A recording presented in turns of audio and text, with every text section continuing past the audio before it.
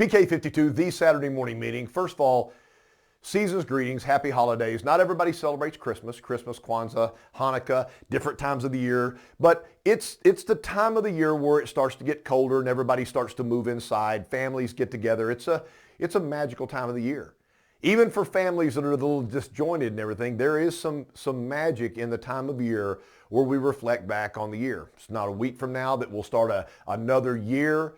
So each and every year, I think the biggest challenge is to make the next year better, not financially, but in your spirit and your soul, so that you become a happier person, that the people around you are gifted and blessed because you're there.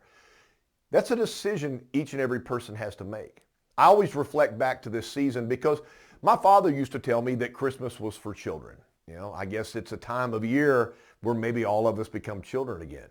It is exciting to open gifts and exchange gifts. I think the most exciting thing as an adult as you get older is to watch the eyes and the expressions of somebody when you've really put a lot of thought into a gift that they're not expecting and watch the joy that they get. I think that's the biggest joy that I receive. As a child, it was magical. It was hard to sleep the night before, even as you realized what was going on. It didn't matter because the tradition of that morning coming the next day was amazing. You ran down and there was something there that you didn't expect. You know, this is the time of year where you never know in Texas. Sometimes it's sleeting and snowing and you can't even drive your car. Or like today, it's going to be 80 degrees. And these kids that are getting, the little hoverboard things and the bicycles, they'll be out on the streets today enjoying themselves. But it's an amazing moment when you walk in and see the eyes and expression of a child. Wouldn't it be great if we could get that back? But remember that one magical Christmas when you were 6, 7, 8, or 9, maybe 10 to 13 years old, and you got the greatest gift of all time? Do you still have it? Does it still mean anything to you? Because at that moment, it meant everything to you. Is there any way that we can take that moment and duplicate it 365 days a year? I mean, I know I'm stretching out there and asking for the impossible because most of us want to be angry and miserable because that's what we watch on TV. That's what we're faced. Remember the first day you got your very first job. Remember when you got out of college and you got your first job that you applied for and they accepted you. Oh my, you put in a resume and you interviewed and they went, we want you. And you walked in that day and it was the most magical day because this was somebody that said, we picked you out of everybody else. And it wasn't 1 to 3 months into that job where you knew everybody that wasn't doing their job. You knew the reason why you worked harder than everybody else and why the place was a total mess. What happened? What happened? Because day one, all you could do was, to meet people and realize you worked with the greatest people. This was the job that you really wanted. You still have that job? The way you change a workplace or a family environment is we start with us. If there's somebody in your family you no longer talk to, how is that possible? How is it possible as a child you grew up with somebody and had joy and you laughed and everything and now you don't even speak?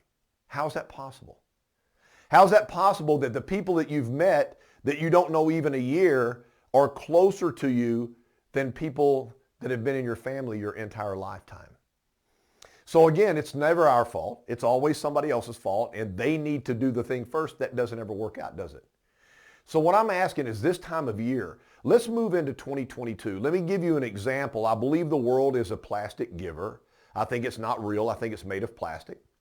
I participate in a Wounded Warrior chapter where I physically participate with the warriors, PTSD and actual, tragic accidents. And it's rewarding for me, but I think it's necessary because some of them feel like the world walked away from them. And that's something that I do. But there are ways to be able to contribute. So you've got all these Wounded Warrior things on TV where you can send $11 a month or $12 a month or $9 a month.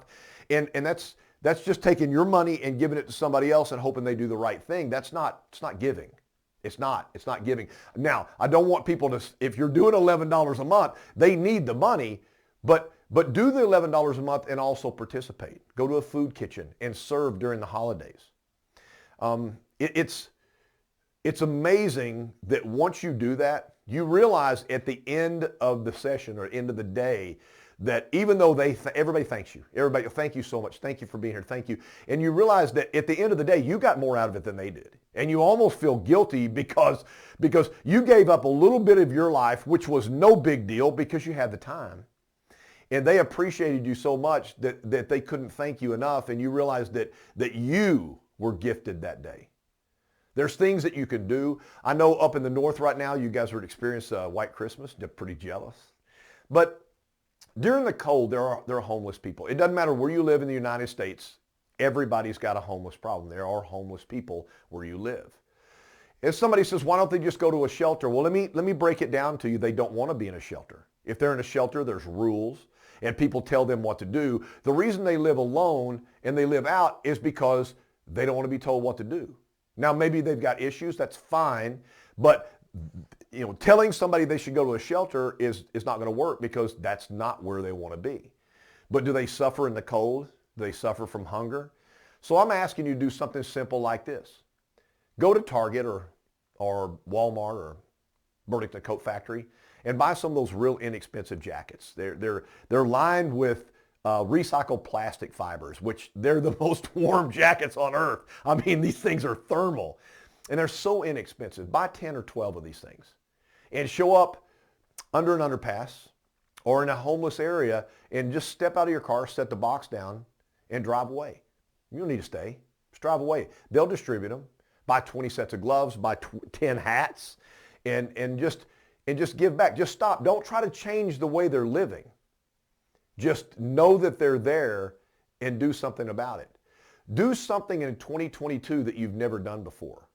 Donate your money. I do ride toy rides with my motorcycles, and I think every child should receive a gift on Christmas. I mean, I think it's important, even if they don't celebrate. Everybody else is getting, and as a child, they see that, and I think they should receive. But what I do is I buy a couple of toys and I hand them off to somebody else to distribute. And you know what? That's the weakest thing that I could do. So I try to do some other things. But the year of giving, if you give, you always receive more than you give.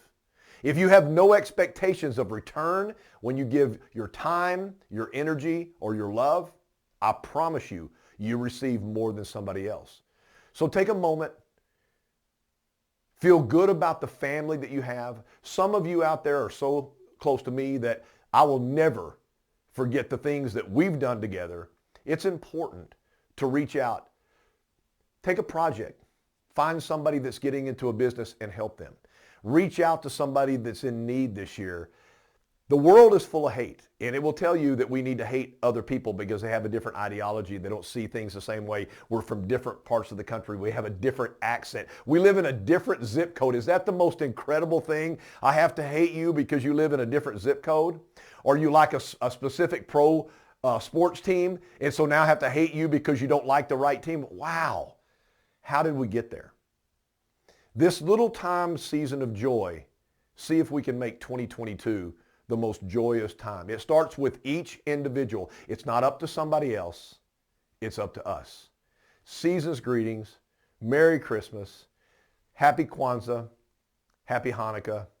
You guys are so important. The individuals that live in this country are the most important. It's not the government.